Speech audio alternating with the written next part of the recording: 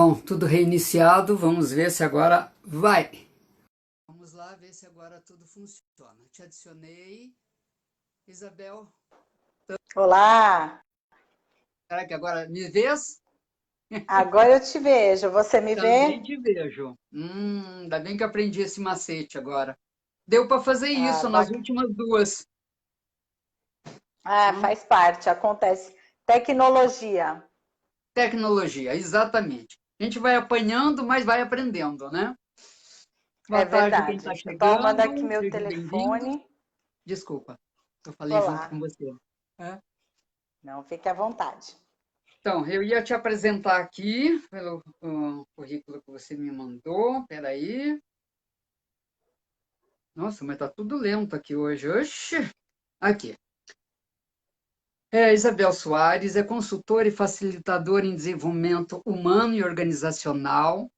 É especialista em transformação cultural, desenvolvimento de lideranças, coaching executiva e enneagrama, que é uma coisa que me interessa há muitos anos, tá? Mas nunca consegui parar para fazer um curso de enneagrama. Então, hoje você vai matar um monte de curiosidade minha aqui. Está tudo ótimo. Obrigada, Bacana, sister. Minha irmã está assistindo, está dando feedback aí que está tudo em ordem. que Ok. bom. Fala para gente. Bom, você pode, né, dar um oi aí para o pessoal, que eu nem te dei espaço para isso ainda. Obrigada, Sandra, pelo convite. Uma boa tarde a todos que nos assistem aqui. É um prazer enorme estar nesse bate-papo aí. Eu vi uma porção de gente aí com temas interessantíssimos. Então, eu sou É, muito grata aí pelo espaço de falar sobre uma sabedoria que é o Enneagrama tão milenar e que transformou a minha vida e que hoje é uma das ferramentas, embora eu não goste de chamar dessa forma, que contribui para que o meu trabalho chegue a muitas pessoas e contribuindo para a transformação aí de muitas empresas, de muitas pessoas. tá. Então, vamos começar. O que é enneagrama? Bem do Bom, o comecinho. Enneagrama, vamos Ah, lá, vamos começar bem do início mesmo. O Enneagrama, ele vem do grego, né? Ene é de 9 gramos de figura, essa figura aqui, não sei se todos conseguem ver, de acho nove que sim. pontos, né? 9 Só que pontos. imagina, ela é uma figura que, imagina ela em constante movimento e em 3D, né? Então, ela não é Ah, estática chapada, ela é um movimento, ela se movimenta. como se E o fosse um globo. Enneagrama, isso, exatamente, né? Ela Tá. tem o aspiral para cima em sentido horário e o espiral para baixo em sentido anti-horário. E o Hum, Enneagrama, ele não foi criado pelo homem, né? Então, cada vez que eu chego nas empresas, qual é a diferença do MBTI, do DISC? A diferença é essa, que ele não compete com elas, ele é complementar e ele não foi criado, ele foi descoberto. O Enneagrama, apesar hum, de ter essa vertente mais recente de 9 personalidades humanas, o Enneagrama, essa imagem, ela foi descoberta no Antigo Egito, na Rota da Seda, há mais de 2.500 anos, e ela fala sobre as leis da criação do universo. Muitas vertentes espiritualistas foram influenciadas pelo Enneagrama, até que Gurdjieff se encontrou com esse símbolo, com essa geometria sagrada, e Gurdjieff, então, começou a fazer uma viagem de 20 anos como um cacheiro viajante, desbravando símbolos, né, Eu entrando em tenho o contato. filme da parte, né, da aventura que ele relata, Isso, parte Encontro com dele pelo Homens Notáveis. Egito. Isso, Encontro com Homens Notáveis. É Isso, muito. Pena que a exatamente. imagem está ruim, foi passado de DVD de VHS para DVD, mas eu amo aquele filme, é uma das minhas paixões. Né? Isso mesmo. E Porque aí, ele, quando ele é ele. russo, né, de nascença, o Gurdjieff. Alguns falam russo, tem algumas pessoas que falam greco-armênio, mas eu acho que ele é russo. Tá. E o Gurdjieff, ele começou a fazer essa viagem e ele dizia o seguinte: nós temos três tradições que ele respeitava muito, que é a vertente do faquir pelo corpo, né, o desenvolvimento através do seu corpo, do monge, o seu desenvolvimento através do coração, e o yogi, o desenvolvimento por meio da mente. E Gurdjieff propunha um quarto caminho, que era o desenvolvimento dessas 3 esferas que todos nós temos ao mesmo tempo. E aí ele chegou no Ocidente com essa sabedoria. Então, quem entrou em contato com ela aqui no Ocidente, primeiramente, foi Oscar Ichaço, e ele acabou pegando essa sabedoria e desenvolveu, né, na psicologia essa vertente de personalidades humanas. Né? Isso.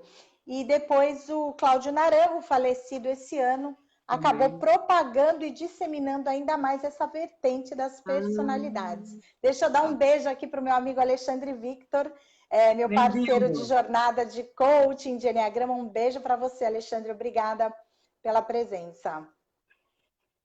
Ótimo, bem-vindo. E aí estava falando, então, esses 2 chilenos aí que acabaram propagando, divulgando... O Enneagrama. O Oscar Ichaço era colombiano e chileno o Cláudio Naranjo. Exatamente, eu confundo isso. Tem razão. Eu também, às vezes, apesar de ser professora, é uma vergonha, mas eu confesso mas que é muita informação, muito nome. Né? Não, datas e esses nomes é muita coisa. Eu fiz um curso com o Juan Garriga, da Espanha, e ele adora o Naranjo. Fala muito dele, fala... Ele tem um eu trabalho já tinha lido fantástico com o também. Enneagrama. Isso mesmo. Legal. E o Enneagrama... Vamos lá, pode perguntar. Pode falar, não, pode falar, pode desenvolver. E o Enneagrama, né? Sempre que a gente vai falar sobre essa sabedoria, seja para a pessoa física, seja no âmbito organizacional, a gente sempre começa falando dos centros de inteligência antes de entrar nos tipos, né? E acho que até você estava nessa aula que eu fiz há 1 ou 2 meses, não me lembro. Assisti, falando muito que, boa. Que tudo que eu sei de Enneagrama, né? É o que você falou lá. Então hoje a gente vai aprofundar um pouquinho. Ali a gente só falou sobre os 3 centros. Nossa personalidade, né? O nosso ego, você que é psicóloga aí sabe melhor do que eu, ele não é algo intangível, né? Para nós, ele está colado no nosso corpo por meio dos centros de energia. Então, nós temos todos nós, seres humanos, o centro mental, a gente tem o centro emocional e o centro motor ou instintivo, que está aqui 3 dedinhos abaixo do nosso umbigo. A antroposofia fala isso. Devagar. Mental, afetivo, emocional, emocional e o instintivo. Seria correspondente ao abdômen. Isso, um pouquinho aqui abaixo do umbigo, onde a gente tem aí o pessoal que trabalha com chakras, né? O chakra sexual, que é onde está a energia vital do ser humano. Esses 3 centros, todos nós, né, chegamos, segundo a antroposofia, que é uma metodologia que eu gosto muito para complementar, a gente chega no mundo, né, até os 7 anos de idade e a gente forma esses 3 centros. E nós, apesar de termos os 3, nós vamos nos desenvolver primordialmente em um deles. E ao mesmo tempo em que nós nos desenvolvemos nesse centro, e eu posso falar um pouquinho de cada um deles, a gente também se limita. Onde está o nosso maior desenvolvimento, está a nossa maior limitação. E aí a gente, quando fala sobre o centro mental, a gente está falando sobre pessoas que estão mais ligadas ao futuro, né? A parte do medo. O medo é a emoção subjacente desse centro de inteligência. E pessoas que precisam ter uma ordem lógica para as coisas precisam fazer sentido, são pessoas mais cartesianas que se apoiam objetivamente em metodologias, são pessoas que precisam de compreensão maior das coisas. Então, este é o nosso centro de inteligência mental. Essas pessoas, elas costumam ter problema de sentir-se mais capazes, ao mesmo tempo em que são ótimas analistas, costumam ser um pouco mais lentas, né? Porque vivem no mundo das ideias. Elas acabam sendo ótimas pessoas para fazerem projeções, para fazerem análises, mas elas acabam, de alguma forma, tendo questões aí com um medo, sentir-se capaz, né? Existe aí uma limitação em relação a essa tríade, que é a de capacidade.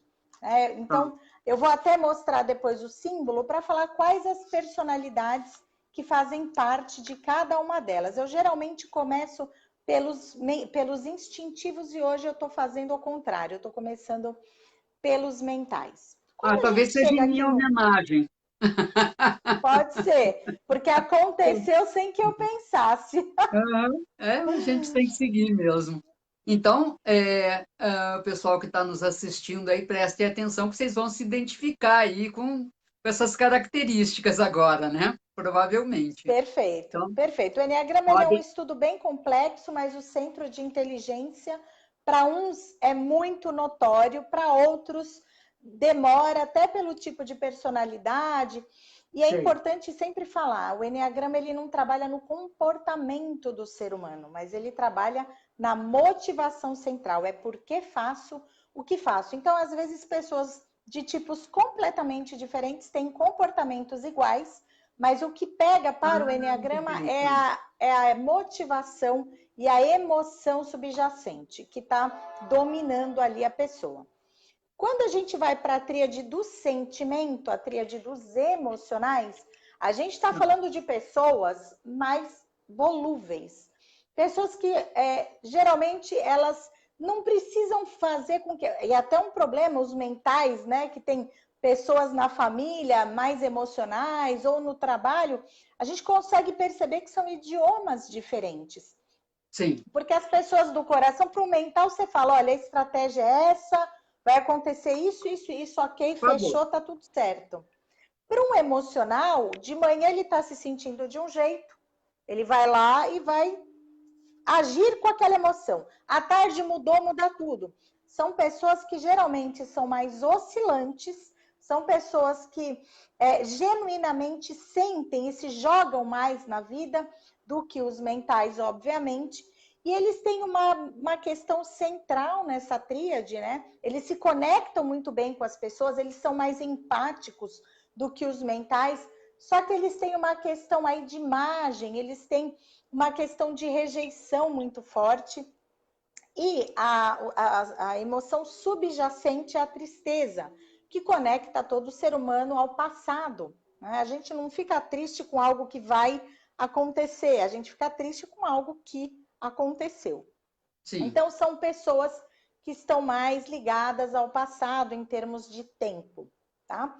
Quando a gente vem para os instintivos, eu não sei se você quer ir abrindo para as pessoas fazerem perguntas, aí eu vou deixar você Não, estava conduzir da esperando você forma que... terminar para te perguntar se poderia abrir. Não quis te Então tá, eu interromper. fecho. Antes da gente falar dos tipos, então eu falo dos instintivos, a gente faz essa pausa para permitir que as pessoas façam as perguntas, e você Tá. também. Quando a Uhum. gente vem para o instinto, a gente está falando de pessoas que têm assim, emoção subjacente à raiva. Então, é o aqui e o agora. Os instintivos estão conectados no nosso cérebro com aquela nossa parte mais reptiliana do ser humano. Então, sabe Tá. aquela pessoa que quando vai ver já foi? Sim. São pessoas de prontidão, que são muito boas em E situações respondem de rápido as urgência, coisas. respondem muito rápido, elas são mais reativas do que responsivas. Isso, Elas usam reativos, a palavra. mais essa parte do cérebro. E eles têm, né, os instintivos, eles têm uma questão de necessidade de controle maior de pessoas e do ambiente. Os problemas que eles mais trazem geralmente estão ligados à agressividade.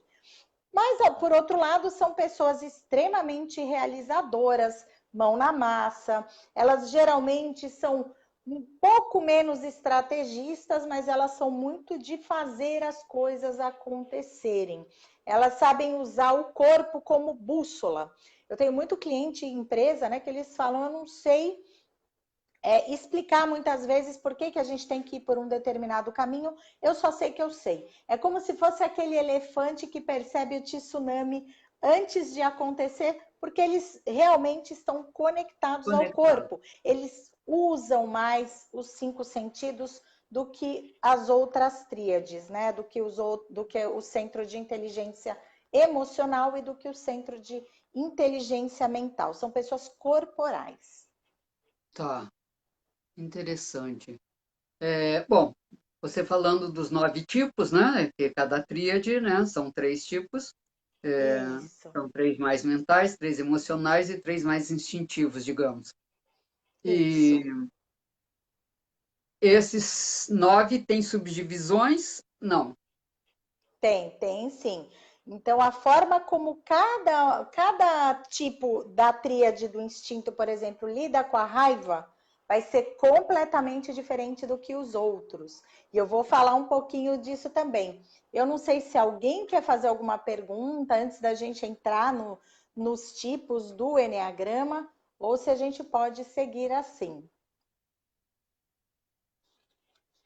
Aí é com você, Sandra. Eu fico super Não, à não, vamos disposição. seguindo, vamos seguindo. Vamos? Então Porque, vamos lá. Eu eu vou acho que mostrar aqui. acho que as Eu vou então perguntas vão agora. vir mais depois, né? Ok, Uma então pergunta interessante, já que você expôs os vamos 9 lá. tipos.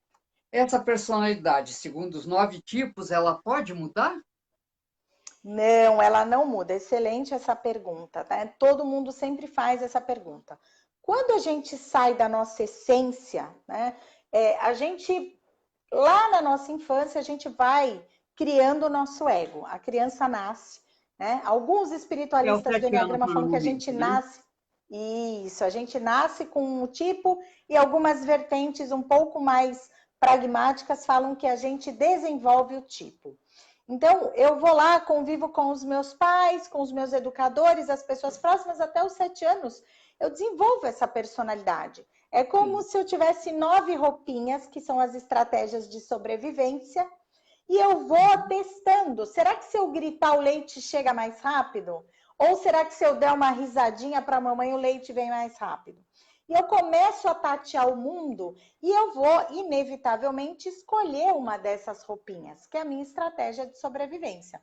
Essa minha roupa, ela não vai mudar no decorrer da minha vida, né? Esse meu ego.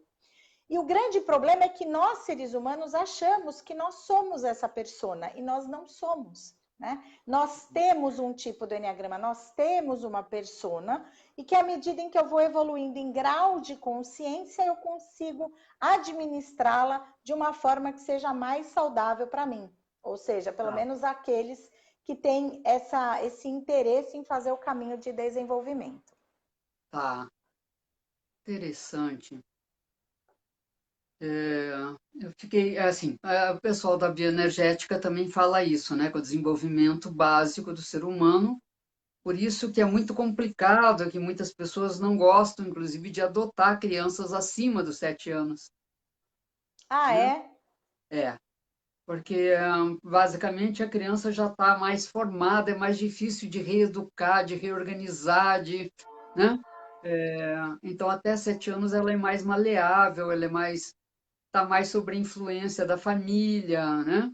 Depois, aos 5, 4, 5 anos, já começa a ir para a escolinha, né? Não sei como que está essa idade agora. A última vez que eu soube, ela com 5 anos já estava em, em Jardim 1, Jardim 2, Jardim 3, né? Eu não sei, não tenho filhos, não sei desse departamento. Então, assim, a criança já vai cedo para a escola, também já recebe essa informação a nível de escola, né? De amigos.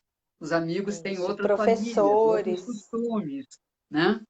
Então, outra convivência, vai brincar na casa dos amigos. Então, começa a abrir o universo, né? Uhum.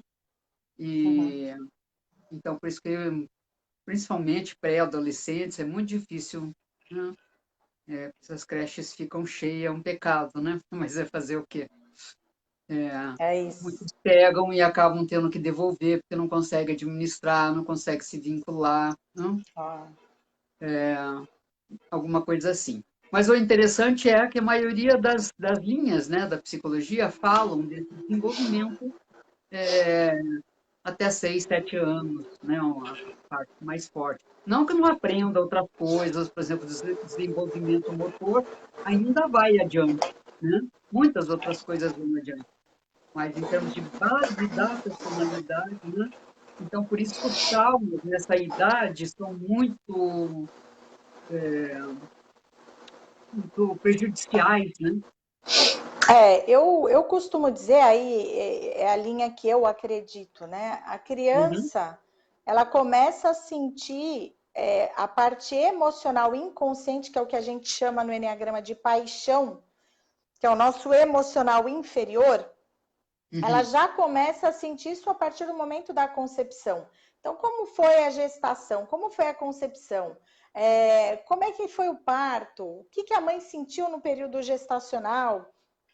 Então, eu acredito muito nessa linha. E realmente, a criança ela vai formar essas crenças, essas sinapses centrais de vida. Ela vai criar outras no decorrer, né? Mas sim, tanto as possibilitadoras como as limitantes, ela cria até os 7 anos de idade. Por isso que eu costumo dizer, principalmente nos retiros, que a gente tem que tomar muito cuidado com o que a gente fala para as nossas crianças, né? sim, Porque pode sim. ser extremamente possibilitador e pode ser extremamente limitante também. Voltando às 9 personalidades, você acha que seria uma forma de rotular as pessoas? Ou não é visto assim? Boa pergunta também. Muita gente fala, fulano, a partir do momento que faz enneagrama, descobre seu tipo, você está pondo um carimbo que a pessoa é tipo tal, né? Um rótulo na pessoa, coloca a pessoa numa caixinha.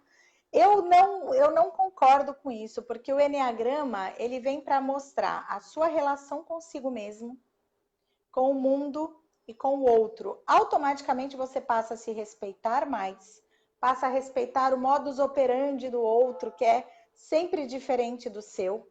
E Sim. principalmente ele é um mapa preciso. O Enneagrama é um mapa psicoespiritual preciso de caminho de desenvolvimento. Então a gente sabe que, por exemplo, eu tenho aqui um tipo 9, que ele vai se conectar aqui com um tipo 6 e um tipo 3. Então, os outros tipos servem para ele se desenvolver, não é? E ele tem o que a gente chama de asas. Os tipos do lado do seu são as asas que também te influenciam. Essa Uhum. circunferência, ela significa o todo. Todos viemos da mesma origem. Em Tá. essência, somos todos essa circunferência. Só que quando a gente chega nesse plano, a gente tem essa primeira separação, que é o triângulo, e aí a gente tem a hexade, que são os demais números. Existem leis matemáticas que falam sobre isso. Né? Se a gente Ah, tem algumas contas que eu costumo ensinar no curso quando a gente tem mais tempo, que fala, né, as 3 primeiras separações, que é o tipo 9, o 6 e o 3, eu saio do 9, que representa essa separação do todo, começo a me identificar com este mundo na parte do ponto 6, e o 3 eu já me identifiquei no segundo, esse triângulo. E o 9, por ser o tipo mais empático do Enneagrama, ele representa essa visão neutra que a gente fala do terceiro olho, desse triângulo que representa a tá. Santíssima Trindade. E a Hexade, com os outros tipos do Enneagrama, representa, né, as 7 estações do ano, as 7 notas musicais. Os 7 dias da semana, ela representa as 7 cores do arco-íris. Acho que eu falei errado, acho que eu falei 7 estações do ano, que não existe. Ela representa as 7 cores do Ah, tá. arco-íris, Pensou uma coisa e falou outra. Aham. as 7 Uhum. notas musicais. Então, Sim. o Eneagrama se liga a sons, a leis matemáticas, né? Então, ela tem as dízimas numéricas. Então, é muito interessante. Se você pegar aqui e somar, né? 5 e 4, 9. 6 e 3, 3, 9. 9. A gente tem 7, 7, 2, 2, 9. 9. 8 8 e e 1, 1, 9. 9. O 9 se basta. E existem outras frações numéricas aí que comprovam a sacracidade aí a sacralidade desse símbolo, né? Interessante. É uma curiosidade. Você falou que eu vejo que as empresas gostam muito desse material do Enneagrama, né? Dessa ferramenta, que você não gosta muito de chamar assim, mas que seja. Até achar É a um melhor forma de aqui para chamar. mim. É, esse recurso, vamos dizer assim, né? E por que atrai tanto a empresas, né? O Enneagrama? O Enneagrama, ele em alguns países, como a China, por exemplo, ele é ensinado em mais de 1.000 universidades. empresas ao redor do mundo. No Brasil, esse movimento começou há uns 10 anos, acho que ele está mais forte agora, mas ainda tem muito a caminhar. Mas as empresas como a Vivo, a Oi, a Claro, Disney, utilizam o Enneagrama no desenvolvimento de pessoas e o que acontece é que quando a gente se depara com o Enneagrama, fica muito claro que os meus comportamentos, eles são motivados por essas emoções centrais, por esses valores centrais de cada tipo. Quando as empresas começam, e é sempre assim, né? A porta de entrada nunca é, vem aqui fazer um curso de Enneagrama. É sempre, olha, a menos que o profissional da RH conheça, mas a pessoa contrata, por exemplo, pelo menos no meu caso, um processo de coaching com executivo, onde eu uso o Enneagrama como um pano de fundo. Esse executivo geralmente é quem leva o Enneagrama para a empresa, porque transforma tanto o indivíduo, né? Que ele passa a querer conhecer não só a si, mas ele já começa a relacionar com as pessoas da família, eles começam a fazer leitura, e quando chega isso na empresa, começa a falar, caramba, agora eu entendo esse meu liderado, agora eu entendo esse meu chefe, esse meu par, e as pessoas começam a entender que a nossa verdade, ela é só um pedacinho da janela, né, de uma casa muito maior. E a gente começa a perceber que existe uma complementariedade e não uma disputa de verdades, né? Então, é algo que acaba impressionando pela profundidade com a qual essa sabedoria ajuda os seres humanos a se transformarem e, consequentemente, a qualidade de vida dentro das empresas fica muito maior. Minha irmã está dizendo ali, é uma ferramenta para o RH, então. Exatamente, né? Eu não conheço RH, muitos desenvolvimento de RHs, carreira, né? Essas eu coisas. não conheço muitos RHs que conheciam a ferramenta, né? Eles acabam que usam, eles mais contratam a gente do que é difícil você ver um profissional do RH que usa o Enneagrama. Geralmente eles acabam trazendo primeiro um DISC, um MBTI, esse tipo de ferramenta. Mas sim, é uma ferramenta para o RH. A porta de entrada do Enneagrama nas empresas é sempre pelo RH. Entendi. E daí, no aspecto clínico, então, ele deve ser fantástico Sim, para ele é consultório, maravilhoso. né? Eu tenho uma professora de Enneagrama, que ela é um dos grandes nomes aí no mundo. Ela, inclusive, fez aniversário ontem, que é a Beatrice Chestnut. Ela era a melhor amiga, né, de um dos filhos do Dave Daniels, que faleceu ano passado. Ela bebeu na fonte ali. Daniels estudou com Naranjo também. E ela falou que ela começou nas conversas na família, né, na casa do Dave Daniels, a beber dessa fonte do Enneagrama. E ela fez psicologia. E ela não, até hoje, né? Ela é doutora, ela é uma das pessoas que transformou a minha forma de trabalhar o Enneagrama. E ela fala que não consegue atuar como psicóloga sem o Enneagrama. Para ela não faz sentido. Já está Né? Porque ela implícito. bebeu nesse berço. Exato. Implícito. Que interessante. Deixa eu ver aqui o que eu tinha. Aqui. Por onde começa o trabalho interior com o Enneagrama? Bom, o trabalho interior começa com você primeiro, né, trabalhando a questão de entender que existe uma personalidade, uma essência, como nós falamos, que nós não somos a nossa personalidade, mas nós temos uma personalidade e nós somos maiores do que ela. E quando a gente começa a ter essa consciência, a gente consegue utilizá-la a nosso favor e promover as mudanças, né? Eu conheço, então eu aceito, aí eu transformo. E acho que também é muito importante, antes de entrar num programa para saber seu tipo de enneagrama, antes de fazer uma entrevista e tudo mais, o seu primeiro passo é protagonismo.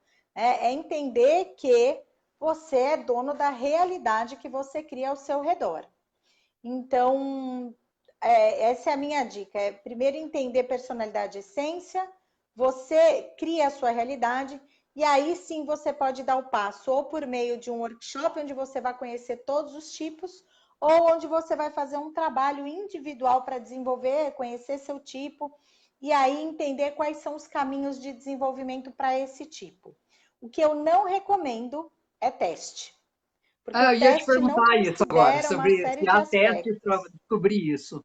Ah, tá. Não são recomendados. Uhum. Isso, perfeito. O que você acha de negativo neles? Na época, a gente da Eu acho psicologia, né? que Hoje eu não eu uso acho mais teste algum, mas já usei. Ah, minto, uso um só da PNL, que é para saber se é sinestésico, aquele rapidinho lá, Ah, de uma sei. folhinha, aquele basiquinho. Às vezes a gente dá aula, o pessoal gosta daquele teste. Mas o resto eu não uso mais nada praticamente atualmente, né? Eu não gosto do teste porque, primeiro, a gente não tem literatura suficiente hoje no mundo que considere os instintos da forma como eles precisam ser vistos. Então, quando você não considera os instintos, você muitas vezes pode ajudar o indivíduo a saber o tipo errado dele, não o tipo dele. E o Ah, teste não aplica interessante. isso. Tá. Né? Então Então, seria como se ele eliminasse instintos. 3 dos 9 tipos. Exato. Então, assim, os instintos, muitas vezes, se você olha para um 4 de instinto 1 para 1 dominante, um 8, eles são muito parecidos, mas o 8 é do corpo e o 4 é emocional. Então, a gente tem que ter muito cuidado. E os testes, eles não consideram você no momento entre 18 e 25 anos, que é quando a personalidade opera mais fortemente. Ele vai considerar o seu momento atual. Então, Tá. você precisa ter muito. Por isso que eu gosto ou do workshop, onde a gente tem os painéis com os próprios tipos, à medida em que eles vão se identificando, ou uma entrevista com alguém que realmente conheça os Tenha instintos. domínio, né, da abordagem. Aham. Isso mesmo. A Marlene. Oi, Marlene, tudo bom, querida? Obrigada por participar também. Pode ser para servir, certo, para a base de investimento ou negócios, abertura de empresa. Ela está perguntando sobre o Eu não Enneagrama. entendi só em que tipo servir como o quê, né? Você diz para a escolha de pessoas, é isso, Marlene? Me responde só se é isso. Escolher a pessoa certa para a função certa, eu não Não, eu entendi. acho que se eu entendi direito, ela está perguntando se você pode fazer uma leitura do Enneagrama, ver seu tipo, para ver em que investimento, negócio você, ou como você, quando, como você deve abrir uma empresa, como uma orientação para o teu tipo de personalidade, talvez. Então, aí eu acho que é limitar muito as pessoas. Eu acho que tudo é possível quando você parte do pressuposto de que você quer se desenvolver. Então, eu vejo muita gente falando assim: então eu vou pegar, eu vou até falar rapidinho dos tipos daqui a pouco, né? Se vocês quiserem. Mas eu vou pegar Sim, um tipo 1, então, para uma área mais técnica. É o que normalmente já acontece. A nossa personalidade já naturalmente nos joga em algumas situações onde melhor nos desenvolvemos. Só que ela não sei. nos joga em todas. Então, o ideal é eu começar a fazer aquilo que não é minha zona de conforto. Então, se eu sou uma pessoa que vai muito na tarefa, eu vou poder usar os outros tipos do Enneagrama para me desenvolver nesse mapa e começar a ter um olhar mais estratégico e panorâmico. Então, assim como as pessoas, as empresas chegam até onde elas chegam usando a sua personalidade. Só que para se Sei. desenvolver, você tem que fazer diferente, né? Então, sair da zona de conforto, experimentar outras coisas diferentes. Então, eu não gosto muito de limitar. Eu acho que todo mundo é uma fonte de infinitas possibilidades. Mas aí entra não só a sua personalidade do Enneagrama, mas eu acho que precisa ter uma conexão com a sua alma, com o seu propósito, com o que faz sentido. Porque quando a gente se conecta com isso, e eu sou prova disso, a gente muda o que a gente precisa mudar. Então, Sim, eu acho que sim. as pessoas podem o que elas quiserem, desde que faça sentido para elas. E o Enneagrama ajuda muito, como me ajudou a fazer essa jornada. Porque se eu fosse pensar dentro da personalidade do meu tipo, que é um 6, eu jamais abriria meu negócio. Né? E vocês vão entender um pouquinho o porquê quando eu for falar do tipo 6. Não, eu só vou pegar um gancho antes de você desenvolver os 3 tipos, né? De cada, de cada, né? Da cabeça, tronco e abdômen. Assim, então, bom, não, acho que é melhor você falar, depois eu pergunto, que daí vai ser uma coisa mais que vai envolver os tipos melhor. Uhum. Ah, ok, Marlene. Então a gente Vamos lá. acho que te respondeu, né? Respondeu, Marlene? Que bom, fico feliz. Vamos lá. Então, eu vou começar pelo Sem instinto, que é problema. mais fácil a gente começar de baixo para cima. Então, Tá. ó, aqui eu tenho os tipos 8, 9 e 1. Os tipos 8, 9 e 1 são esses tipos movidos por raiva. Eles estão mais conectados com o corpo. Eles usam mais os sentidos do que os outros. Mas quando a gente fala sobre o tipo 8, ele usa a raiva de uma forma explosiva. O tipo 8, eu vou falar bem a grosso modo, superficial, para a gente identificar nosso tipo. É bem mais profundo que isso, mas eu vou dar as características Ah, de um mas não nível dá, né? Uma médio de live consciência. precisaria no Então, workshop, né? Várias horas e tal. Ah, já é isso. compreensível. Fique É tranquila. difícil você Uhum. entrar num ambiente onde tem um 8 e ele não ser notado. O tipo 8, ele explode. É aquele cara assim que ele é tão sincero que ele deixa os cadáveres por onde ele passa. Então, ele é aquele cara que não tem. Ele é tosco, mas entre esse tosco dele tem Ah, uma linha tênue com a ingenuidade, que é o que tá. sobra da essência dele. Então, o tipo 8, ele vai lá, ele fala com você o que ele tem que falar. Para a gente, às vezes, ele é grosso, ele para ele só é objetivo, não tem agenda oculta, só que ele deixa cadáveres pelo caminho. Eu fui fazer um trabalho com um executivo, né, uma vez, É. e as pessoas ao redor dele choravam. Né? E aí eu fui conversar com ele, fiz esse alinhamento com o RH, conversei com o superior dele, um liderado. Eu falei, olha, você é percebido assim aqui na empresa. Como é É. isso para você? Aí entra a negação do outro. Eu falei, eu não, eles é que são muito emocionais demais, eles é que são muito mimimi. Então eles não, eles têm uma casca de proteção para Sei. porque na infância eles se sentiram traídos. Eles são os mais sensíveis em essência. Então, ele mostrou essa sensibilidade em algum momento da infância. Ele se sentiu traído e ele foi para o mundo pensando o seguinte: o mundo é dos fortes e os fracos não sobrevivem. Então, ele vai para o mundo como se fosse um campo de batalha. Ele vai pondo embaixo do braço dele que ele considera fraco, fica com raiva desse fraco, mas ai de quem falar desse fraco, só ele pode falar. Então, é aquele cara mais vigoroso, que por outro lado é muito realizador, faz as coisas acontecerem, tem energia e dá desafios bem pesados para quem está em volta dele, porque é a forma dele testar se esse cara dá conta ou não.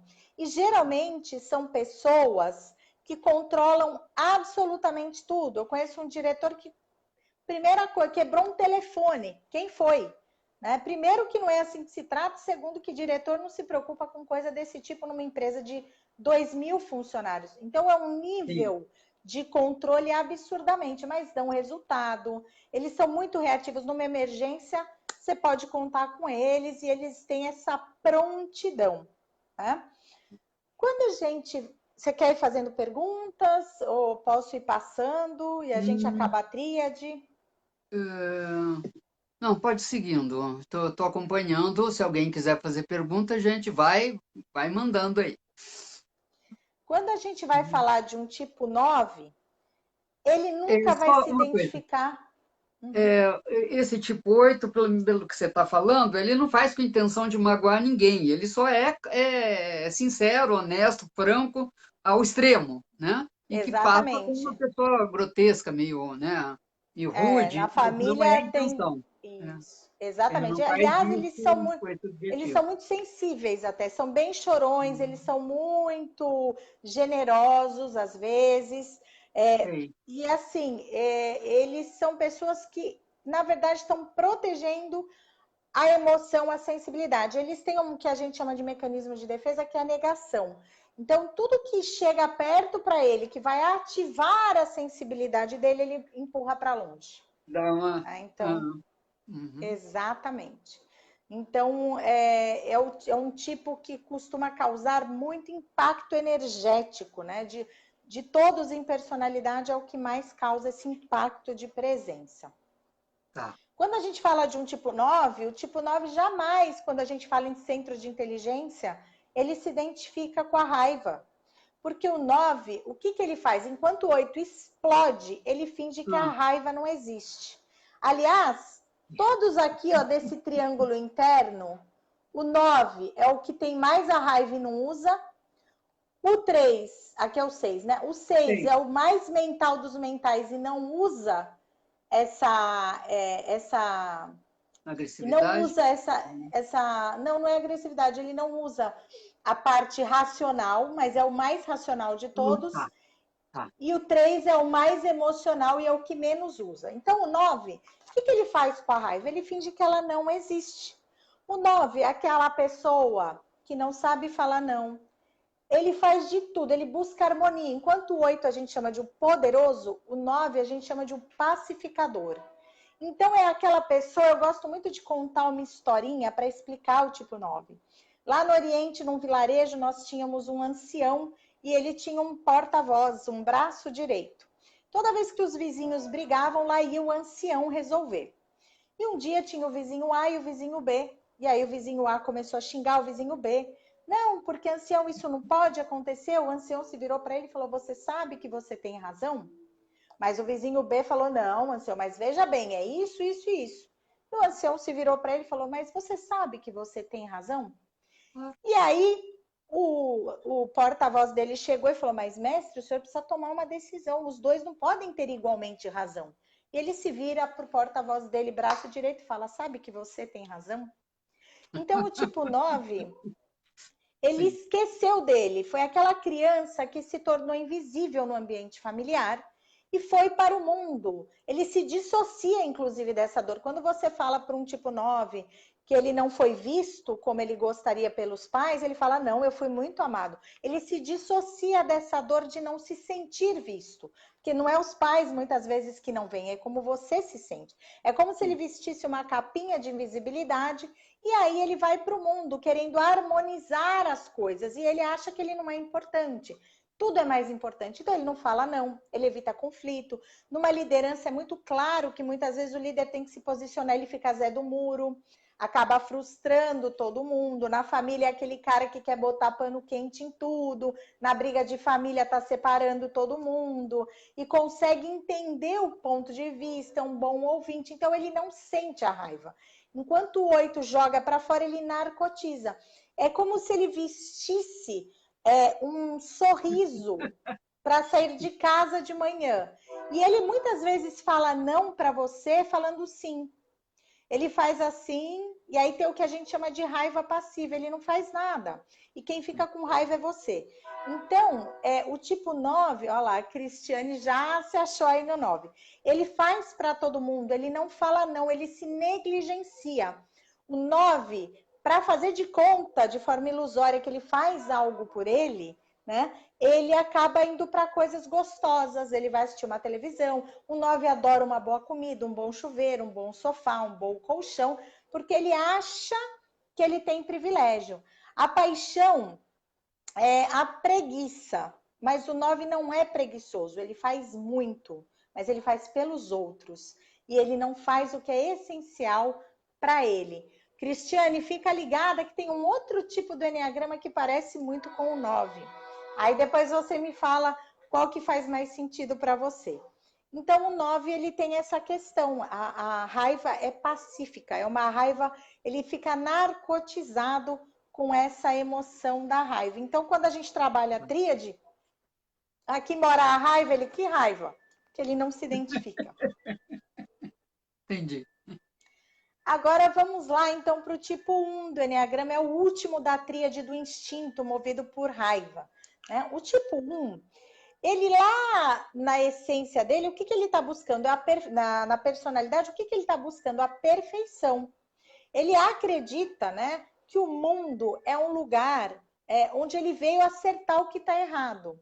Foi uma criança que não se sentiu na infância vista como sendo boa. Ela não se sentiu sendo boa o suficiente perante os olhos dos pais. E aí ela vai para o mundo querendo ser perfeccionista, querendo arrumar o que está errado. São pessoas que trabalham demais, não abrem espaço para o lazer. Geralmente foram crianças que ou amadureceram muito rápido ou tiveram pais muito críticos, né? Eu vi relatos de tipo 1 que tinha uma série de bonecas assim lindas, família riquíssima.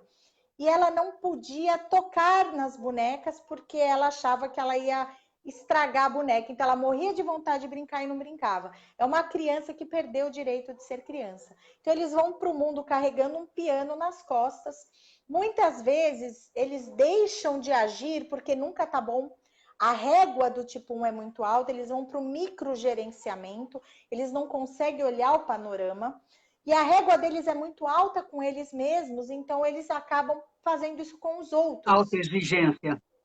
Exatamente. E a raiva do 1 implode, ele tem o que a gente chama de ressentimento. O 8 explode, o 9 finge que a raiva não existe e o 1 implode. Ele fica ressentindo aquela raivinha quando alguém faz aquilo que no julgamento dele está errado. Exatamente. É o tipo mais julgador do Eneagrama. Porque, no fundo, as pessoas estão fazendo o que ele gostaria de fazer e não tem coragem. Eles são muito moralistas, mas são pessoas extremamente trabalhadoras, são confiáveis, são pessoas que honram seus compromissos, são pontuais, são amigos para qualquer hora, mas eles são extremamente exigentes com eles mesmos. Eles vão chegar num lugar e o foco de atenção é o que está errado. Então, pode ser desde um quadro fora do lugar até uma planilha mal feita. Todo mundo vai olhar, ninguém pega o erro, ele vai lá e ele pega. Né? Então, esse é o tipo 1. Ele microgerencia, ele é muito focado no que é específico. Ele é voltado para a tarefa e não para o todo. Eu gosto muito de dar exemplos, né? Porque fica é mais compreensível para a gente. Então, um executivo também, num curso de Eneagrama que eu fiz, ele olhou e falou, meu Deus, esse sou eu. Ele começou a chorar. Porque ele falou, eu exijo demais dos meus filhos. O de 7 anos tem uma planilha na geladeira com ímã para ele fazer as tarefas e ele tem que colocar as carinhas se ele acha que ele fez bem feito, mal feito ou regular. Então, assim, ele falou que ele chegou em casa e ele arrancou aquilo tudo da geladeira, né? Então, uma coisa muito bacana para os tipos 1 é caminharem na grama, fazer uma brincadeira para quem tiver filho com os filhos sem controle, sem hora para acabar, deixar-se ser guiado, porque os tipos 1 eles têm essa dificuldade com o lazer. É muito difícil para eles o prazer da vida. Então, eles se autocobram demais, né? Ok? Alguma pergunta? Alguém quer perguntar sobre a tríade aí do instinto? Ou preferem que eu continue falando aí sobre os próximos tipos? Alguém se identificou aí? Cristiane? Alguém se identificou com 8? Não. Aqui, Bracel se identificou aí com o 8. Ok. Quem mais? A Marcinha Sampaio. Minha irmã. Ok. Bacana. Bom, então qualquer coisa vocês enviem as perguntas aí que vai ser um prazer, eu paro. Então, vamos lá para a tríade. Cris, agora a gente vai falar dos emocionais. Desculpa a intimidade, mas eu já vou falar assim que é mais fácil. Presta atenção no tipo 2 também. Então, eu vou convidar vocês que estão aí, já que está todo mundo se articulando, interagindo, eu vou convidar vocês aí para se sentarem numa posição bem ereta, para a gente entrar aí na energia da tríade, né? Sentem-se com os pés no chão, abrem o coração, coloca o coração para fora, né? E imagina aí uma pessoa que você gosta muito e você olhando nos olhos dela, porque essa tríade representa, né, a conexão. A gente precisa da mente para planejar, do coração para se conectar e do instinto para a gente agir. Então, vai se conectando com o seu coração aí para a gente falar dos tipos aí agora emocionais. O primeiro tipo é o tipo 2. Como eu falei, os emocionais têm a emoção da tristeza, cada um deles vai lidar com a tristeza de forma bem diferente, com essa emoção e com as outras também. E eles têm essa questão de rejeição, de precisar ser aceito, eles têm mais do que os outros tipos também uma questão de imagem muito forte. O tipo 2, ele não se sentiu importante na infância, né? Sentiu que as necessidades primárias dele não eram atendidas, embora para os pais às vezes mas é o como a criança sente, né? E aí ela vai para o mundo adulando as outras pessoas. Ela também não sabe falar não como tipo 9, ela também evita conflito. Só que ao contrário do tipo 9, o tipo 2 ele não faz para todo mundo. Ele sempre vai ter um grupinho de eleitos. Então, ele vai sempre fazer algo por alguém e vai pedir em troca. O boleto do tipo 2 chega. Eles são empáticos, são solícitos, são amigáveis, mas o tipo 2, ele acha que é dando que se recebe. Então, ele faz alguma coisa para você e muitas vezes ele espera em troca.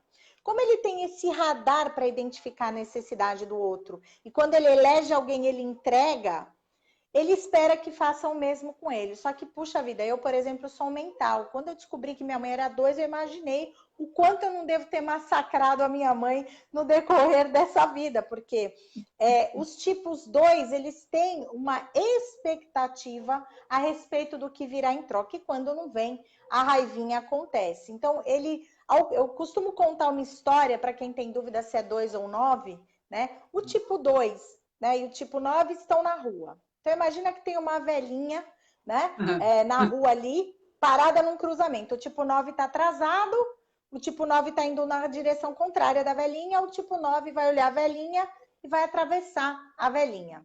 E aí, o tipo 2, ele vai ver uma velhinha, né, e a velhinha vai falar para o tipo 9, você não pode me atravessar, o tipo 9 vai lá e atravessa. O tipo 2 está andando, está atrasado, vai olhar para a velhinha, não vai perguntar nada, vai atravessar a velhinha para o outro lado e do outro lado a velhinha vai falar, mas eu não queria atravessar.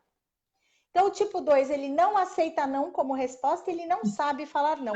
Ele acaba se sentindo preso, né, na dependência que ele mesmo cria das outras pessoas. Então, é um tipo emocional que não se sentiu visto, ok? Para o tipo 3, né? Caminhando aí para o tipo 3. O tipo 3, o 2, ele põe a emoção para fora, ele lida com a tristeza de precisar ser aceito, adulando os outros e entregando o que os outros precisam. O 3, né? E a gente chama ele de doador, a gente chama ele de prestativo e tudo mais. O tipo 3, ele finge que a emoção não existe. Ele é o mais emocional, lembra que ele está no meio da tríade, né? O 2 vai colocar para fora, o 3 vai fingir que a emoção não existe. Ele vai cravar uma meta e vai. O tipo 3, ele sente que para ser amado ele precisa fazer. É aquela criança que não se sentiu amada por ser quem era, mas ela se sentiu amada fazendo o que ela fazia. Sabe aquela fase da criança que ela para, né, no meio da sala, fala, mamãe, olha o que eu estou fazendo? É como se ela ficasse presa ali quando a mamãe bate palma. Então, geralmente são pessoas que ou tiveram uma infância muito difícil, pessoas que batalharam muito, se superaram. O 3, se ele deixar as emoções chegarem, ele não faz o que ele tem que fazer. Então, ele põe a emoção de lado, ele crava a meta e ele vai. São pessoas de sucesso que sobem nas organizações, que não dão problema com o resultado, muito pelo contrário, o RH vai chamar ele por questões de relacionamento, que ele vai incomodar, ele vai passar por cima da regra, se precisar para fazer as coisas acontecerem. Então, são pessoas que realizam muita coisa, geralmente líderes, né? Tem as pessoas do lado deles e eles reclamam muito porque eles têm uma velocidade muito grande. Também são controladores como o 8 e 1, mas no caso deles é para saber se as pessoas estão fazendo rápido para chegar logo. É como subir uma montanha e aí você fala, nossa, você foi o primeiro a chegar, como foi o caminho? Ele vai falar, eu não sei, porque ele só subiu. Ele não aproveitou o que tinha. Só o objetivo, né? Não vê o caminho. Exatamente. Na família, geralmente, é aquele cara que você chama de falso, porque ele é camaleão. Ele entra num lugar, ele sabe o que esperam dele. Prazer, desculpa, é de Lu Monteiro? Prazer. Ele chega num lugar, ele tem um rapport natural, né? Que a gente fala na PNL. Ele entra num lugar, é uma questão de segundos. Ele tem um radar e ele percebe como ele tem que se comportar, o que ele deve ou não falar e o que ele tem que entregar. Então as pessoas falam que ele é falso. E ele é muito autocentrado, né? Eu faço acontecer. É a Anitta, a cantora Anitta, né? O Silvio Santos, o Ayrton Senna, são pessoas tipo 3 famosas que têm a ordem dos instintos, que aí é um outro tema, mas tem a ordem instintiva bem diferente, mas são pessoas muito realizadoras que fazem as coisas acontecerem, e aí eles querem ser bem vistos na fita, né? E aí eles precisam ter essa imagem. E as pessoas falam, ah, mas o fulano é falso, porque realmente ele chega num lugar, ele entrega. Chega no outro, entrega, e chega no outro, entrega, e ele sai entregando e concordando com tudo para conseguir o que ele precisa, tá? E ele finge que as emoções... E aí é um Político, grande né? Bem problema. político. Exatamente. E a imagem dele é muito importante. Então, quando as emoções chegam, como ele é o mais emocional, ele briga com essas emoções o tempo todo. Ele fala, opa, se eu me conectar com as pessoas, eu não faço o que eu tenho que fazer. Então, eu tenho muito executivo, recentemente trabalhei com um presidente de empresa tipo 3, e ele falou que o grande aprendizado desse processo foi aprender a se conectar com as pessoas, entender que o tempo das pessoas são diferentes, né? Então, eu costumo falar para os tipos 3, compra um vaso, compra uma terra, planta alguma coisa e espera ela crescer, para você ver que tudo tem um tempo e que as pessoas também são assim. A gente tem que respeitar o tempo das outras pessoas e que ninguém chega lá sozinho. Não Sim, adianta eu só sim. chegar, né? Chegar infartado, chegar separado, separada num relacionamento, meu cachorro me morde porque já não me reconhece em casa. Então, a gente precisa ter essa contemplação que é um grande desafio para os tipos 3. Tá. Quando a gente fala do tipo 4, que é o último da tríade dos emocionais, a gente falou do 2, que põe a emoção para fora. O 3, que finge que a emoção não existe. O 4, pum, põe toda a emoção para dentro. A gente costuma ver que os tipos 4, na infância, eles não se sentiram amados como eles gostariam, vistos, né? O tipo 9 achava que era um problema no seio da família. O tipo 1 não achava que era bom o suficiente, mas o 4, ele se sentiu negligenciado, abandonado. Então, o tipo 4, ele é o que a gente chama de profundo do enneagrama. Ele sente as dores humanas mais do que todos os outros tipos. De manhã ele está no céu, à noite ele está no inferno. Ele é dramático, ele é artístico, né? Inclusive, tem muitos artistas aí que já se suicidaram e que são tipo 4. É um tipo que gosta, eles falam, a gente gosta da dor. Mas eu falo, vocês não gostam da dor. Vocês gostam do sofrimento, que são coisas diferentes, né? O sofrimento é a constante de evitar a dor. Porque quando a dor vem, eu sinto, eu me curo. O 4 Uhum. empurra a dor.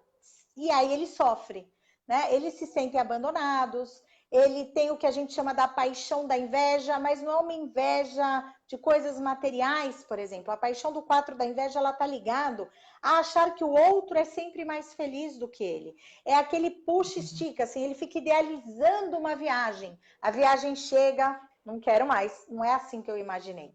Ele idealiza, ele sonha, ele introjeta o outro para dentro dele. São pessoas que nos relacionamentos têm uma tendência a buscar o que está indisponível, ou se apaixona por alguém que não está disponível, ou por alguém comprometido. Então, o tipo 4, ele sofre intensamente, mas são eles, no meu ponto de vista, eles são muito complexos, assim como o meu tipo, que é o 6.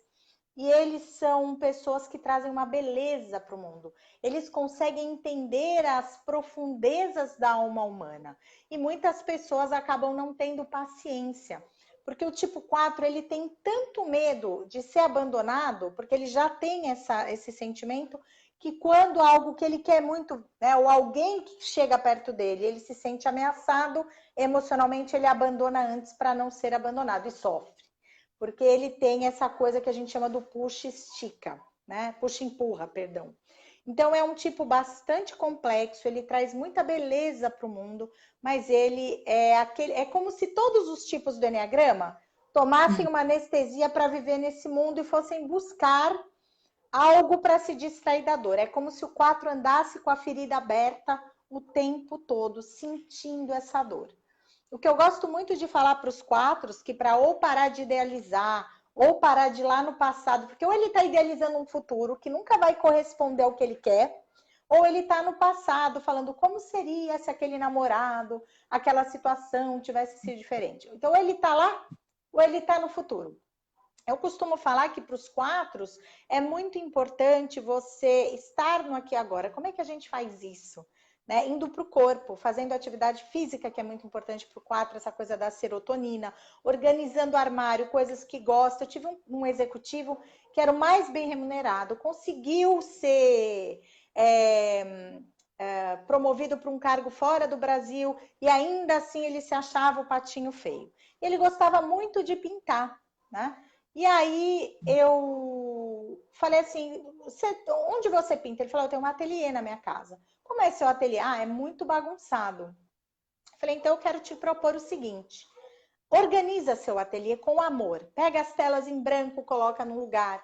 Pega as telas que você fez e contempla as suas telas. Limpa os pincéis, os panos. Organiza as tintas. Ele falou que aquilo mudou a vida dele.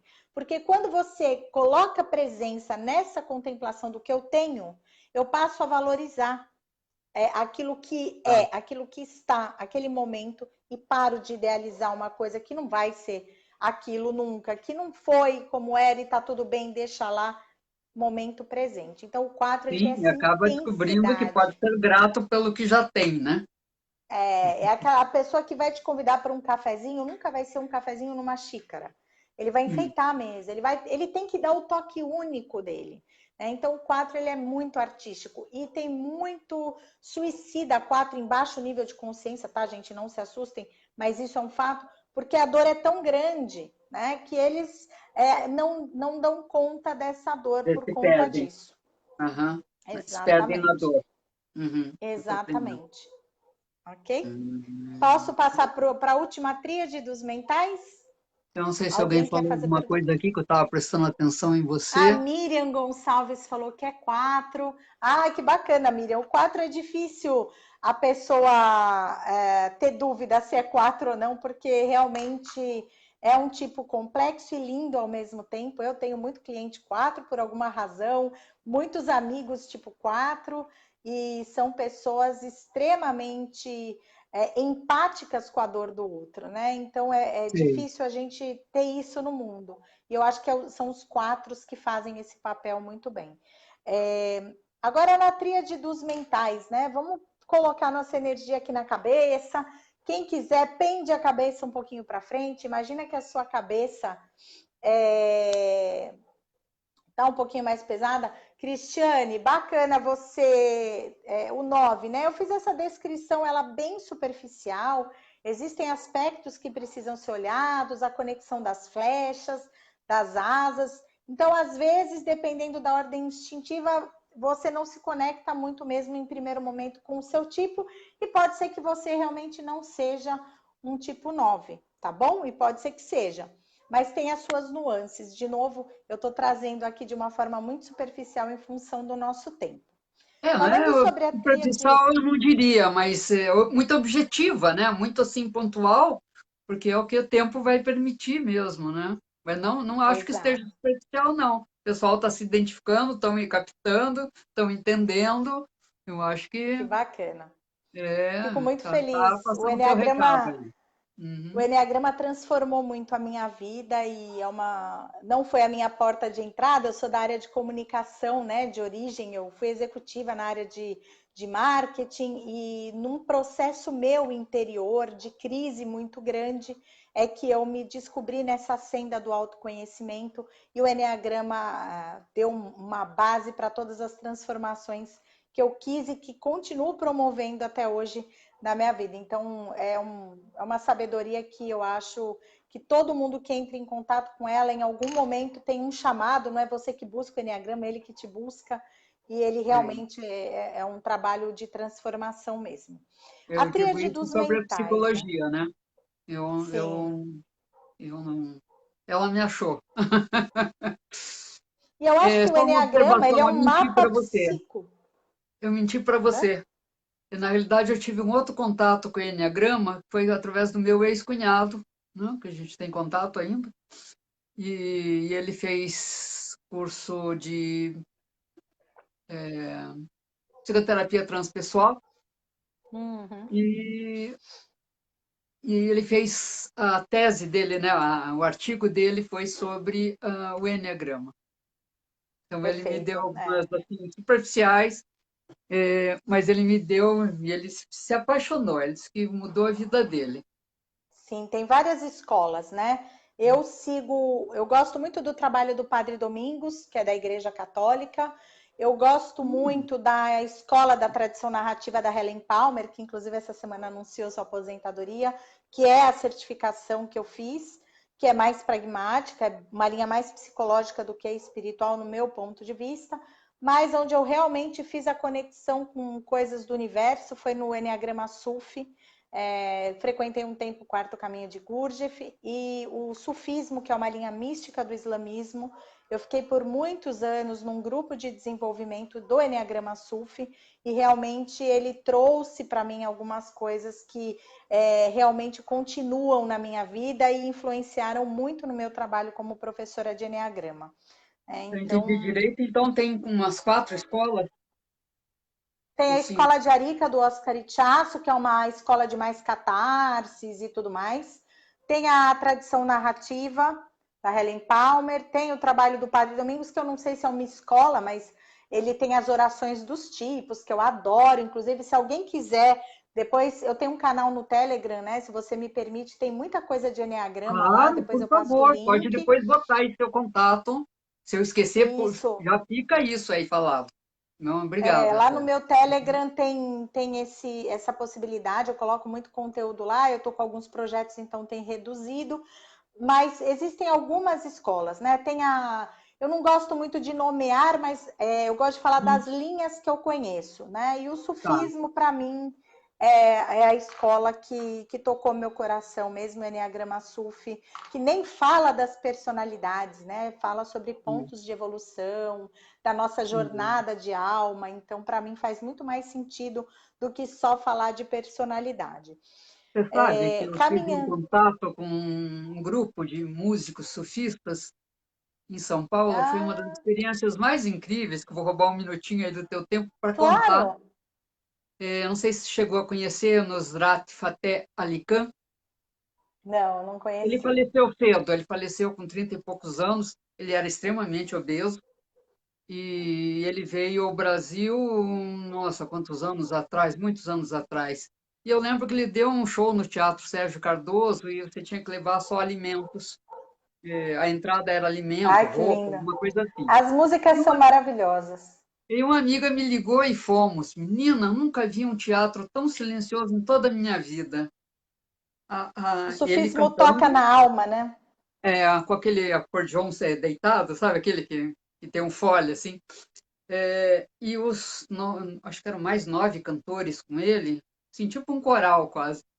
Mas o negócio entrava na alma que você não ouvia nem o pessoal respirar, parece que todo mundo entrou em êxtase. Foi uma experiência. Aí eu acabei comprando vários e fui pesquisar, né? Fui ver o que era o sufismo. Ele tinha os discos devocionais, né? E os de canção de amor. E as devocionais eram maravilhosas, quer dizer, eram, não são, né? Então, é Nusrat Fateh Ali Khan. Mas ele faleceu, mas tem outros cantores, né? Que depois vieram para o Brasil, a gente conseguia CDs e tal. Mas eu fiquei maravilhada, era tão hipnótico, aquilo era tão, né? Maravilhoso. Eu não O me Gurdjieff converti ao também teve sufismo, né? contato, né, com o sufismo, Sim, né? sim, Uhum. sim, exatamente. O giro As sufi era danças uma das seculares, práticas né? que a gente fazia. O meu mestre, ele era do Chipre, Maulana, ainda, né? Porque eu fui iniciada no sufismo, embora eu não me converti religiosamente, eu fui iniciada, eu recebi nome sufi e tudo mais. Então eu tinha um Hum, mestre, o Maulana Sheikh Nazim, e aí o filho dele que ficou no lugar, o Maulana Sheikh Mehmet, porque ele passou o segredo para o filho. Ele veio ao Brasil, eu tive o privilégio de conhecer o filho, né, que já era o mestre do Sufi. sim, E a gente fazia grupos quinzenais. O meu grupo era o único no Brasil só de mulheres, 8 mulheres no grupo. olha, E a gente recebia as devolutivas do nosso trabalho quinzenalmente. E o nosso coordenador de grupo, o Abdul Karim, lá da Argentina, que fazia para a gente as nossas notas individuais de trabalho interior. Então foi muito bonito, assim, o sufismo, ele é o caminho de volta para casa pelo coração. É como se a gente saísse aqui, né, do triângulo, da Hexade, e todo mundo voltasse para o centro da criação na circunferência. Esse é o trabalho do entendi. Enneagrama Sufi. né? É Seria um retornar para casa. desenvolvimento mais amplo, mais total. Uhum. Isso, exatamente. E ele tem a Bom, ver vamos. com, só curiosidade, né? Já Claro, voltamos para o pode falar. tema. Não, fica à Não, porque vontade. eu nunca O conheci tempo é alguém que seu, você tivesse que manda. seguido. É, e ele tem a ver com o islamismo, é muito forte o Isso. islamismo. Hã? Assim como a Cabala é uma linha mística do judaísmo, o sufismo é uma linha mística do islamismo, Tá, né? Então, legal. a gente trabalha muito outros elementos de conexão espiritual. Tá, E interessante. é um trabalho bem, bem profundo, é muito bonito, é um trabalho de muito coração, né? O sufismo Tá. é um caminho de coração mesmo, de paixão. Foi o que eu senti naquele show. Tá, foi extasiante, foi uma É, experiência ímpar assim na minha vida. Tanto é toca que a a gente nossa ia alma. jantar depois, eu e minha amiga. Ela me olhou e falou: Você se incomoda se eu te deixar em casa? Eu falei: Não, eu estou sem assunto completamente. Eu também quero ficar sozinha, quero ir para casa. E ela me deixou em casa e É, foi embora. A gente foi no carro, nem conversamos, sabe? A gente mexeu muito. Foi uma experiência assim bem realmente interessante. E, bom, as continue, notas por favor. musicais, né? São É, muito te roubei as um notas tempo aí. musicais do. Imagina. Bom, gente, vamos então. Aqui a Cristiane tem uma pergunta. Desculpa, gente, eu mesmo de óculos eu tô longe do Você faz um celular. estudo pessoal? Faço individual e faço em grupo. Infelizmente, com essa pandemia, os em grupo eu fiz online, que foi bem bacana, né? E nos workshops você tem a possibilidade de conhecer todos os tipos, ouvir os tipos falando deles. Essa é Eu interessante. tenho um Uhum. trabalho que eu tenho um tapete com o símbolo, ele é 2 metros quadrados, ele é bem grande. E aí eu faço trabalhos de energia também com o tapete em trabalhos presenciais, para as pessoas sentirem as Olha, que energias dos interessante. tipos, né? Uhum. Então é um trabalho bem, bem interessante. Agora, quando é processo de coaching, por exemplo, aí é individual, eu vou falar basicamente, eu nem chamo coaching, né? Porque é um Uhum. trabalho de desenvolvimento, é uma mentoria mesmo com o Enneagrama, onde a gente identifica o tipo da pessoa, entende o momento de vida dela e vai traçando os caminhos de desenvolvimento, vai conectando ela com os tipos de flecha, de asa, a gente trabalha a parte instintiva e é um trabalho bem profundo, tá bom? Você falou em flecha, asa. Isso. Aqui, olha, os tipos têm essas flechas de conexão uns Ah, com os outros, entendi. tá vendo? E Tá. as asas Uhum. são os tipos do lado do seu. Ah, você tinha falado já, Então, agora se me eu sou lembrei. seis, Aham. se eu sou seis, eu vou ter duas asas, a 7 e a 5, Tá. ok? São fixas. Então, Aham. vamos lá. Estão fixas. E as flechas tem uma que me integra e uma que me desenvolve. E eu preciso das duas para o meu crescimento, né? Então, você está sempre conectado com outros dois tipos. Falando agora na tríade dos mentais, como eu falei, os mentais são pessoas que têm a emoção subjacente central do medo e o tempo do futuro. Os mentais precisam se sentir seguros, né? O valor central dos tipos mentais é segurança. Só que eles vão lidar com o medo de formas diferentes. E a questão central também dessa tríade é sentir-se capaz, né? Capaz de lidar com as dores do mundo. Então, nós mentais, e eu falo porque eu faço parte dessa tríade, a gente tem tudo muito compartimentado, a gente tem tudo muito estruturado, precisa fazer sentido. Então, é uma tríade que é um pouco menos compreendida pelos emocionais até do que pelos instintivos e vice-versa, né?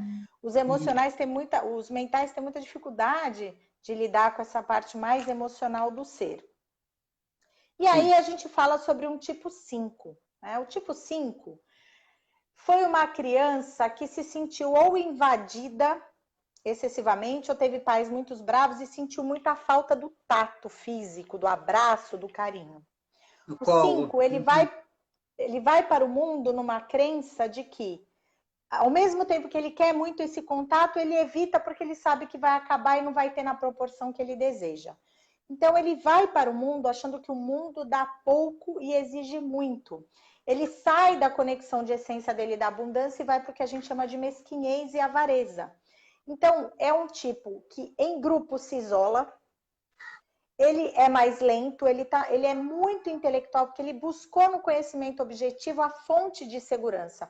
Já que ele não teve a emoção que ele desejava, o emocional desejado, ele ficou com o conhecimento. Uma criança geralmente acima da média, é uma criança que geralmente gosta de estar sozinho, o 5 gosta da solidão.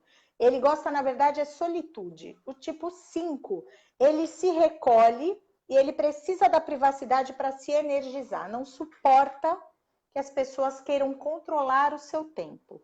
Ele quer previsibilidade. Então, você não pode virar para um tipo 5 e falar que vai ficar com ele por meia hora.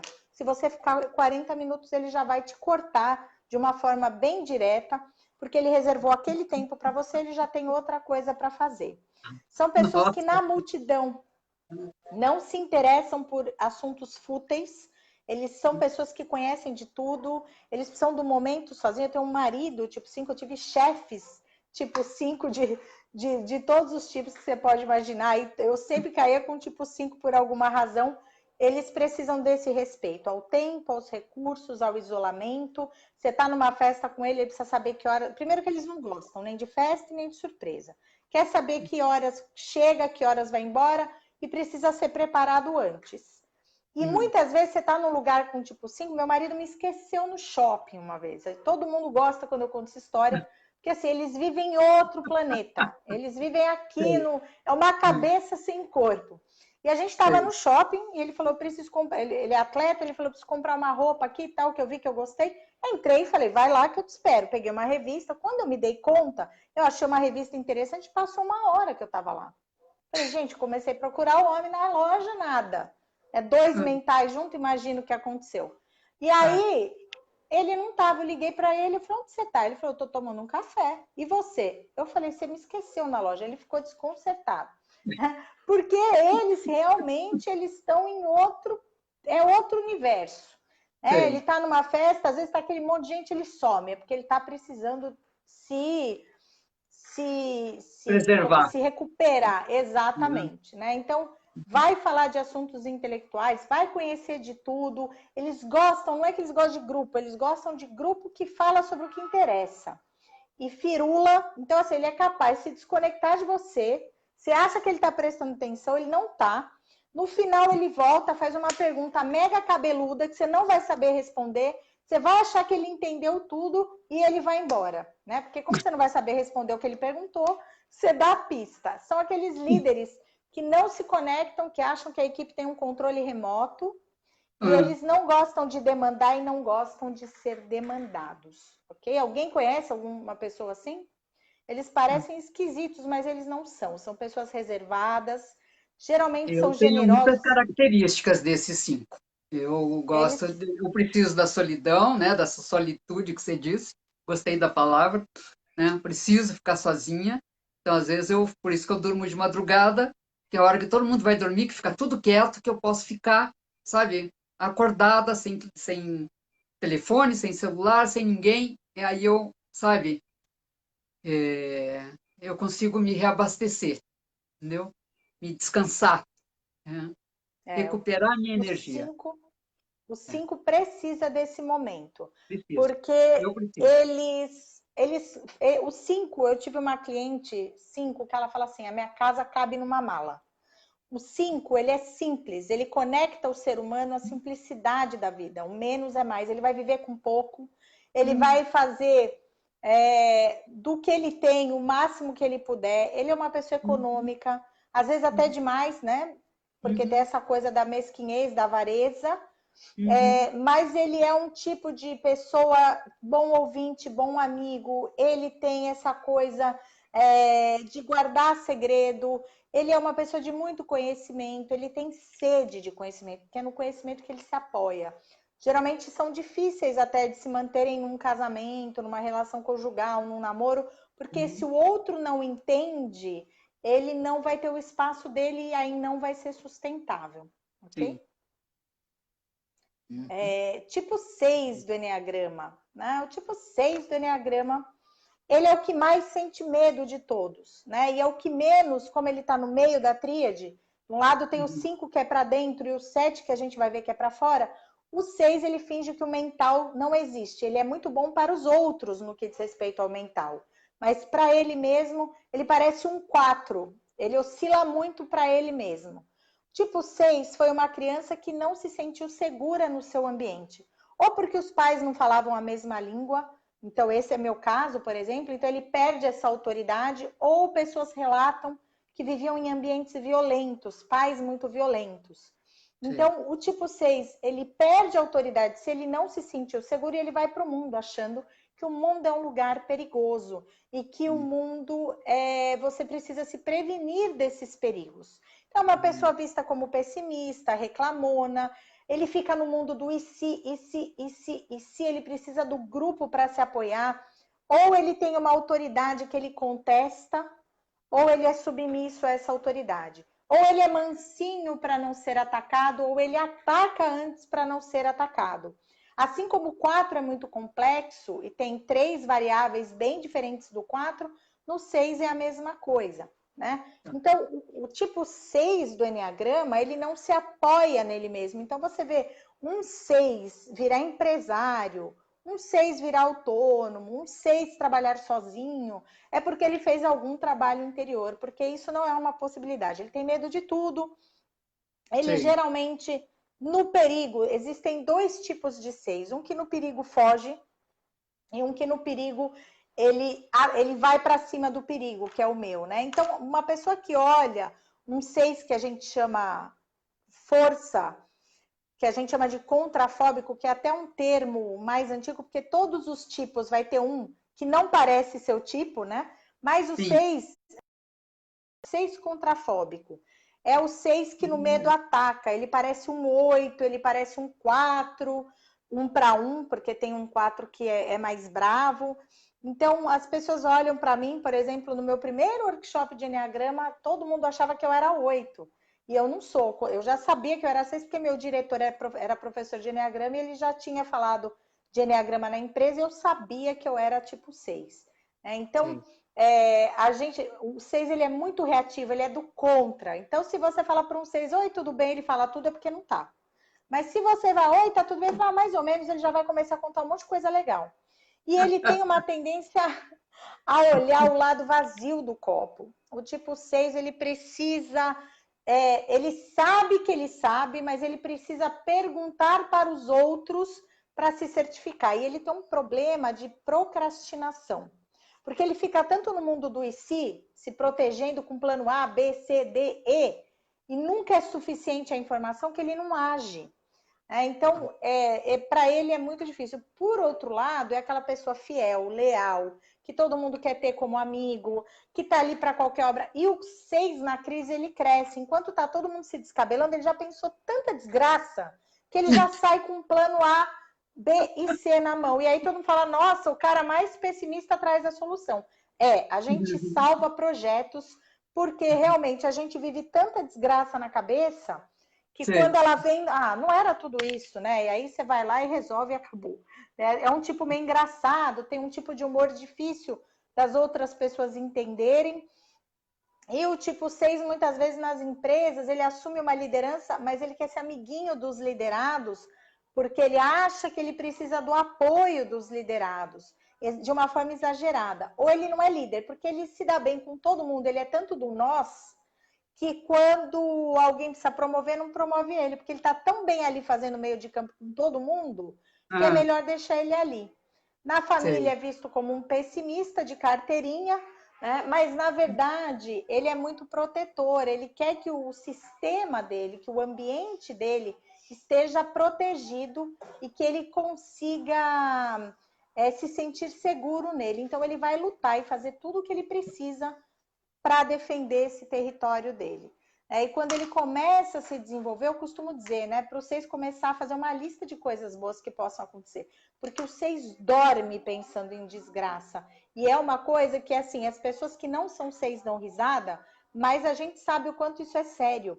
A gente vai dormindo muitas vezes pensando em coisas catastróficas, de questões físicas que possam acontecer com a gente, coisas absurdas, né, de sequestro, tiro, facada. Uma vez eu estava andando na Avenida Paulista com o meu diretor e tem aqueles bueiros que você passa em cima, né? E eu não vi, eu fui lá e desviei. Ele sentou, porque ele é um 7. Ele sentou e começou a dar risada. Aí eu falei, o que você tá rindo? Ele falou, você é muito 6, né? Você desviou do bueiro. Aí eu olhei e falei, é verdade, eu desviei do bueiro. Então, assim, e às vezes acontece as desgraças que a gente pensa na cabeça. E quando acontece, a gente ainda fica meio felizinho, né? Não pela desgraça em si, mas porque a gente tinha razão. A gente fala, nossa, tá vendo como eu não sou louco? Tem coisa que eu penso e acontece. Mas, no geral, é exagero. Então, o que os 6 têm que fazer é respirar. Eu costumo dizer, desde que eu aprendi a meditar, minha vida mudou. Porque o 6 precisa literalmente respirar, porque ele tem a respiração aqui. Ele precisa, é como se fosse um coelhinho assustado. Ele precisa se repousar, respirar, para poder repousar o coração na barriga. E quando ele repousa o coração na barriga, ele vai para o ponto 9 de desenvolvimento dele, onde ele para de viajar tanto na maionese e ele consegue executar as coisas sem esse pânico. Né? Então, o 6 é um tipo tão complexo quanto o 4. A gente costuma brincar que o 4 é o mental dos emocionais e o 6 é o emocional dos mentais. Eles são bem parecidos até, tá? Tipo 7, nosso último tipo, né? Falando dos mentais um pouquinho. O tipo 6, o tipo 5 joga para dentro o medo. O tipo 6, né? O medo não, perdão. Ele joga para dentro a parte da energia, das emoções dele, na parte racional. O 6 finge que o racional não existe e o 7 joga o racional para fora. Para não entrar em contato com o medo, né? Porque o 5 busca conhecimento, o 6 vai buscar se sentir seguro, buscando os planos A, B e C. O 7 ele busca o prazer, é a gula da vida. É aquela criança que provavelmente correu um certo risco, sentiu que a vida estava lhe abandonando, ou sentiu que correu um risco de vida, e às vezes correu ou na fase da gestação, ou na primeira infância. Sabe? Oi? Desculpa, não, quando termine, me veio uma ideia. E aí ele vai buscar prazer para não entrar em contato com o medo. Então ele sai na gula de experimentar de tudo um pouco na vida. O 8, do que ele gosta, ele faz intensamente. O 7 quer fazer de tudo um pouco. Ele mobiliza todo mundo e quando as pessoas vão atrás dele, ele é o único que não tá, porque ele já enjoou. Ficou difícil? Ele abandona. E ele não entra em contato com o sofrimento. Ao contrário do 7, do 4, que entra no sofrimento, o 7 finge que não existe. Então, ele racionaliza. Você chega e fala, cara, perdi o emprego. Um tipo 7 vira e fala, que bacana! Olha que oportunidade de você tirar aquele projeto do que você queria fazer da gaveta. Então, ele arranja algo racional para não entrar em contato com as emoções. E ele vai para a vida criando, inovando, agregando muitas pessoas. Ele é criativo, mas ficou chato, ele abandona. Ele começa, ele tem a iniciativa, mas ele tem problemas com a acabativa. É uma pessoa de muita energia vital, ele pensa em sair para a rua, quando ele pensa, a mão já está na maçaneta. Eles vão dormir pensando na 11ª coisa que ele não conseguiu fazer, porque não deu tempo. Às vezes ele marca, não vai. Então as pessoas acham ele superficial, querem estar com ele, mas acham que ele é muito superficial, porque ele escapa pelos dedos, literalmente. Ele não entra em contato profundo com ele. Então ele sai pelo mundo buscando prazer e diversão. É como se Deus falasse, você vai para o planeta Terra viver tudo que os mortais vivem. Alegria, tristeza, e vai aprender com isso. E é como se ele chegasse aqui e falasse, não tem o plano de Deus, a obra divina, é o meu planejamento. E o meu planejamento não inclui sentir Mais dor e sofrimento. hedonista, né? Só o bem bom. É o epicurista que a gente chama. Epicurista, tá. Exato. Não, eu queria te falar, eu ia te perguntar, na realidade, você já leu sobre os tipos da bioenergética? Não, nunca li. Aliás, Acho que você muita vai gente fala achar. de bioenergética e eu acho que é um tema interessante para eu me aprofundar aí. Você tem Eu algum livro sugeriria para que me você desse indicar? uma lida. Eu acho que você vai fazer muitos links com essas características de nascimento, né? A bioenergética, por exemplo, fala do caráter esquizoide, né? Que é da gestação para o parto, né? Esse período que abrange.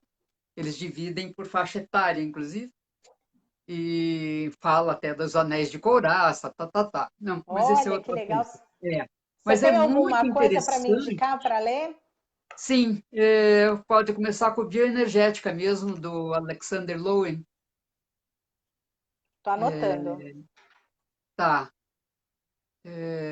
Tem um livro também muito interessante, eu não tenho ele aqui, eu tenho em São Paulo, é o do Baker, esqueci o primeiro nome do Baker, mas eu posso ver isso para você depois.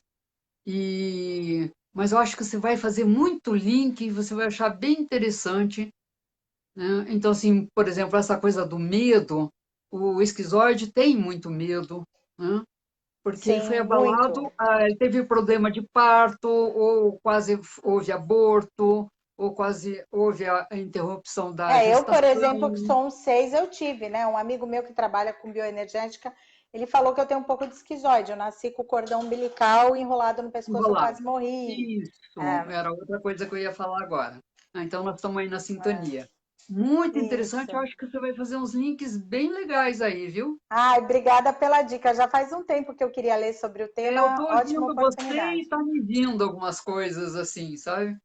Só que na bioenergética, diferentemente do Eneagrama, por exemplo, eu dou curso de formação, né, de constelação familiar, e Uhum, no grupo aqui de Curitiba, convidei a Su Cardoshi, e ela nos deu uma aula sobre leitura corporal, né, e que falou legal. sobre os tipos, né, da bioenergética. Os do Reich são um pouquinho diferentes, ele divide o fálico É, eu em tenho, um e eu dois. tenho uma sessão agendada com um amigo, um grande amigo que foi um diretor, e ele fez a formação em Reich, ele é meu mestre de Ah, jornada, você vai e eu adorar vou bater esse fazer uma papo com sessão. ele. Vá. Vou comprar esse livro, então, É Sandra. muito interessante, sabe? Porque e você começa a fazer a leitura das características do corpo, né? Por exemplo, uma pessoa que teve pais que brigavam muito e que a criança se sentia insegura, ela tem um componente físico que você nota, né? Quer dizer, todos Uhum, eles têm, tá? Todos eles têm. bacana. Os Muito pés, bacana, as porque eu acho. mãos, o olhar, a respiração, esse tipo de respiração que você falou, mais alta, né? Mais superficial, né? E tudo Olha, você converge, vai né? adorar. Todas Leia, essas você vai linhas. adorar. É, Eu vou sim. Eu acho muito que vai lindo. complementar meu trabalho, inclusive. Vai, Assim como a antroposofia, a PNL, que eu também sou isso. formadora de pessoas, né? Eu sou treinadora internacional da PNL, lá onde ela nasceu. Então, assim, eu acabo fazendo. Eu costumo falar Vai que eu fazer faço um coaching, rede. não é coaching. Eu tenho a minha maletinha de ferramenta. E quando, Sim, como eu não sou psicóloga, quando eu vejo que não é alguém para mim, por isso que eu sempre faço uma entrevista inicial, eu encaminho para um psicoterapeuta, porque acho que essa responsabilidade a gente tem que a ter, gente né? tem que Então, ter. Aham, nós nos complementamos, né? Todos sim, nós profissionais dessa área, eu acho exatamente. que. Eu, por exemplo, eu atendi uma mulher no consultório, e ela falou: "Você não pode atender o meu marido?" Eu falei: "Qual é a questão do seu marido?" "Ah, ele tem um fetichismo, só transa comigo quando ele veste vestido e salto alto." Eu falei: "Não, seu marido não é o meu caso. Eu não sou especialista em aspectos da sexualidade, né? Vou encaminhar você para alguém lá em São Paulo, né? Na época estava atendendo em São Paulo, Uhum, e você procura ajuda para o seu marido, eu não vou poder ajudar. Se pudesse, atenderia, porque eu não tenho esse tipo de problema. claro. Até por conta das minhas abordagens, né? Uhum, Nunca foi psicanálise, coisa assim, que você só pode atender um da família, né? Aí expliquei para ela, ó, não é rejeição, não é nada, eu só não tenho esse treinamento específico de aspectos da, não vou né, poder ajudar, exato. feiticismo, né? E eu trabalho com alguns aspectos da sexualidade, tipo impotência e ejaculação precoce, mas acaba aí. O resto, e para mulheres, né? A anorgasmia e tal, tudo bem. A anorgasmia, desculpe, gente, é quem não tem orgasmo, né? A mulher, Não tem você tem que orgasmo. ensinar como que ela desenvolve a habilidade de ter orgasmo. Então, esses aspectos, né? Os homens ansiosos, né? Que desenvolve às vezes até a gagueira junto com a ejaculação precoce ou impotência, né? A impotência é muito Uhum. característica, por exemplo, de homens que têm diabetes muito cedo, problemas circulatórios, eles perdem a potência muito rápido. E aí, aí só com outros recursos para recuperar, né? Nem a terapia, eu acho que dá conta ainda hoje, sabe? E aí ela pegou e me encaminhou e tal. Então, assim, não é que a gente também sabe tudo, né? Eu É. tenho falado isso nas lives aqui, e é interessante. E aproveito para te dizer que estou começando nesse fim de semana uma nova formação, né, de constelação familiar. É um curso bimensal, a cada 2 meses, portanto, e 10 Ah, eu sou módulos. consumidora de constelação. Eu Ah, amo, é? constelo.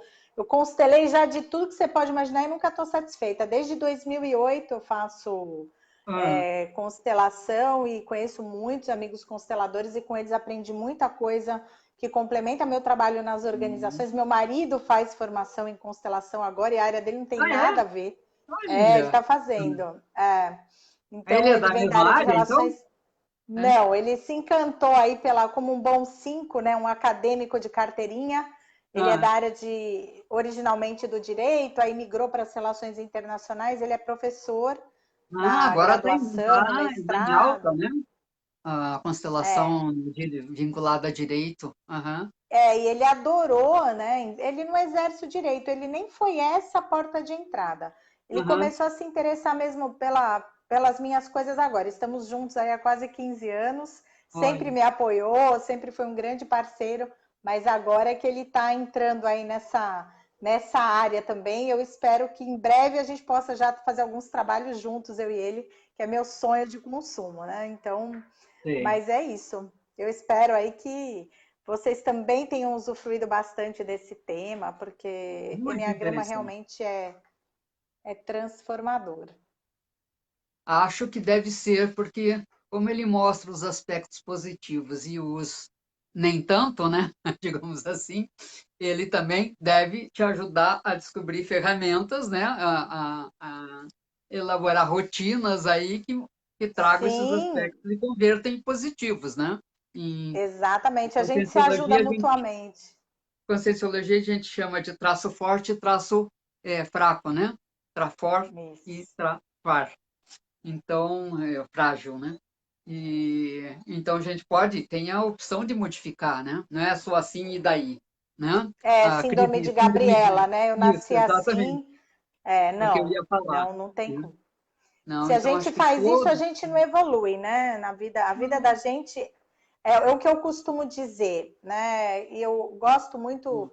Eu pego o livro do Bert Hellinger, eu vejo o brilho nos olhos dele, meu professor de hipnose, o Stephen Paul Adler, já numa idade avançada, o brilho dos olhos dele, da é Gudrun da lindo isso. antroposofia, de outros professores que eu tive, que eu tenho, e que conforme vai passando, os anos vão passando, o brilho nos olhos vai acendendo ainda mais. Eu acho que essa é a graça da vida, né? Eu acho. Então é a A gente gente fazer o vai melhor com o que a ampliando, gente né? vai Vai recebendo. ganhando.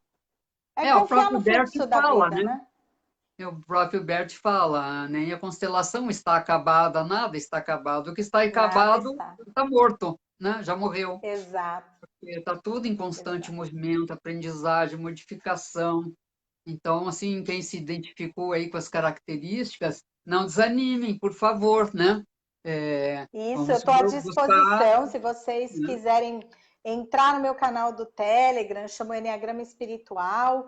Depois o meu perfil está aí, se vocês quiserem Põe mandar. aí, você sabe colocar Eu aí? não sei o link, eu não tenho o link comigo aqui agora, mas eu posso passar para quem se interessar. Meu Instagram é o Isabel Soares DHO, aqui é o Isabel Soares no Face. Eu vou ter o maior prazer em responder as dúvidas. Às vezes eu demoro, mas eu Legal. prometo que eu respondo porque eu tenho uma agenda bem cheia. Bom, Lá no canal já tem muita coisa, eu coloco coisa gratuita, eu acho que conhecimento é para a gente dividir com as pessoas, eu acho que com o conhecimento certeza. sem a partilha, ele não é nada. Não. Então, eu vou ter o maior prazer de responder todas as perguntas, talvez não na mesma hora, mas Uhum. eu respondo. Vai ter mais live, eu não falo só de Enneagrama, né? Eu falo sobre Uhum. outros temas de desenvolvimento. Pode me chamar, que eu adorei. Volto Tá, então aqui, vamos gostar. né? Você propõe aí outro novo tema, eu vou gostar. Bacana. Né? Bacana, a gente pode Temos sim, novembro. depois. Novembro eu vou passar a fazer uma só por semana. E aí encerra no final de novembro, daí voltamos o ano que vem. Continuamos com as lives. Né? Bacana. Mas está convidada já para voltar, por favor.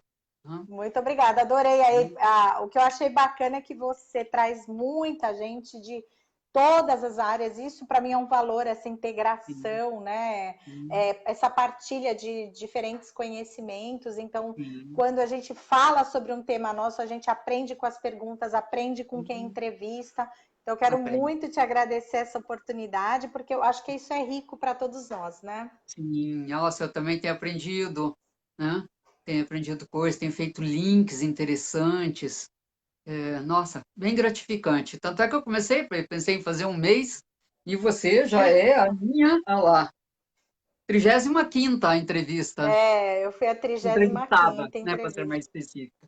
Olha só, viu? E alguns voltaram, né? Alguns voltaram, então você está convidada a voltar também. Tá? Eu Vou agradeço adorar o seu voltar, vai ser uma tempo, honra. né?